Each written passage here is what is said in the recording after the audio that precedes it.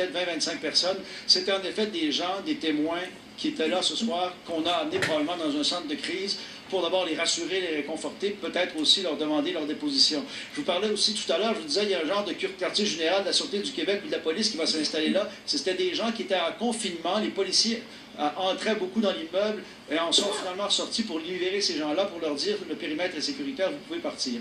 Pierre, j'ai une connaissance ici, je connaissais bien son frère, c'est Moïse Balti. Monsieur Balti, sans donner de nom, parce que vous connaissez deux des victimes, il y a un de vos amis qui est décédé ce soir dans la mosquée. Exactement, oui. Il y a un de mes amis qui est décédé. Lui, il vient fréquemment ici à la mosquée. Et d'habitude, nous, on vient ici pour faire la prière, surtout la dernière prière de Récha. Et c'est ça, il y a eu une confirmation de son décès, en tout cas. Et un autre, sans non plus, parce que les familles ne sont pas... un autre, il y a un commerçant aussi du secteur. Oui, il y a un commerçant du secteur que ça circule dans la communauté qui est malheureusement décédé et tout. Nous, moi, présentement, je fais appel au maire de Québec. Pourquoi il n'a pas réagi depuis... Il a réagi par communiqué? Par communiqué, c'est via Facebook. Il devrait réagir normalement, il devrait se présenter ici, il devrait normalement rassurer la communauté et dire qu'il est là. On se pose la question pourquoi il n'est pas là. Dites-moi, vous dites que c'est la mosquée la plus fréquentée ici de la région de Québec, parce que dans le secteur Sainte-Foy, il y a beaucoup de musulmans. Dans le secteur Sainte-Foy, il y a beaucoup de la communauté qui habite ici.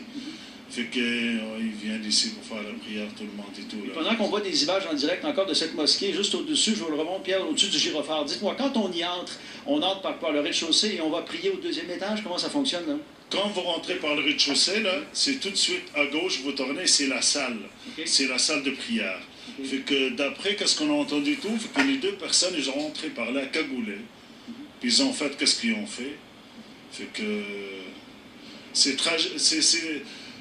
très triste ce qui est arrivé. On ne sait pas, même nous, la communauté, comment on va réagir. C'est pour ça qu'on devrait avoir du support, que ce soit du maire ou des gens qui sont responsables, qui vont rassurer les gens. Le Premier ministre et les politiciens, bon, sont sous le choc ce soir, ils commencent à réagir. J'imagine que demain, vous serez mieux encadré, mais vous auriez souhaité une présence physique ce soir de politiciens sur place. Exactement, parce que normalement, en état de crise comme ça, ils devraient se contrôler, ils devraient rassurer la communauté, parce que c'est pas la première fois que ça arrive.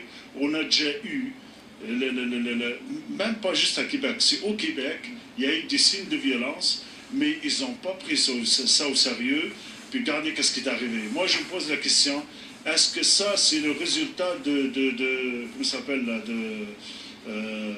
d'un commandement raisonnable? Est-ce que c'est ça? On est arrivé au point où les gens, et j'ai parlé avec des amis, puis j'ai des amis qui disent on va quitter Québec, on va aller à Ottawa, on va aller ailleurs. Est-ce que c'est ça que... On est moins tolérant à Québec qu'ailleurs, vous pensez? Mais ici, les messages envers les musulmans, il n'y a pas d'agressivité, à ce que je sache, à Québec. Est-ce que vous en sentez, vous, ici? Je sens, moi écoutez, moi j'ai ouvert le Journal de Québec, ok? Je lisais les commentaires, c'est très grave. Je veux dire, des gens qui souhaitent la mort pour des gens qui vivent à Québec, qui sont des Québécois. Normalement, c'est considéré comme des Québécois. On souhaite la mort pour ces gens-là. C'est inacceptable. On n'accepte pas ça. Attendons les conclusions d'enquête. On ne sait pas qui a agi de la sorte. Ça peut être on devrait être de côté des victimes. On ne devrait pas souhaiter la mort pour ces gens-là. C'est les minimums qu'on peut... Ça veut dire que le lieu de prière, éventuellement, il faudra qu'il soit sécurisé avec des portes barrées, alors que c'est un lieu qui est ouvert à tous. Là, il faudrait peut-être penser à des mesures de sécurité chez vous aussi. Mais il aurait dû penser à ça avant. Parce qu'avec la tête de cochon coupée, c'est très violent, mais je ne sais pas, est-ce que les autorités, ils n'ont pas pris ça au sérieux? Est-ce que on ne sait pas, on est tout le monde sous le choc. On ne sait même pas comment réagir. C'est là, on devrait avoir les responsables de la ville ou du gouvernement qui vont nous rassurer, qui vont nous dire voilà, on va faire ça juste pour rassurer la communauté. Merci pour votre message, M. Balti. Nos condoléances pour votre ami qui est décédé.